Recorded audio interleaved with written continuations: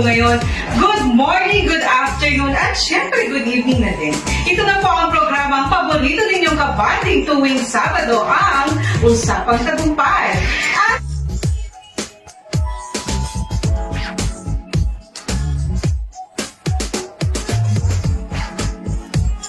in Dream House, madalas nananatiling pangarap na lang yan. Pero alam nyo ba na may isang kumpanya na ang advokasya ay matulungan ang mga mas maraming Pinoy na makapagpatayo ng bahay sa mas magaan na paraan?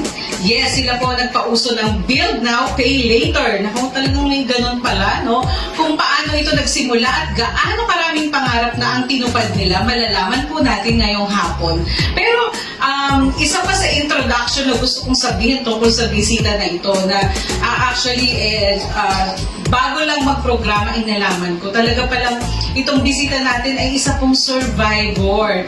No? Kung saan ba siya nag-survive at ano ang kanyang mga napagtagumpayan, wag po kayong bibigyan para malaman po ninyo. Anyway, no, ito pong kilalanin natin ang tila fairy godmother na ginagawang posible ang pangarap ng marami. The empowered woman behind the success of Bastana Properties and Development Corporation, Dr. Cecil Apostol. Bali, meron kaming yung programa ngayon, katulad na banggit mo, yung Build Now, Pay Later. Kung meron silang mga lupa na nabili nila na titulado, at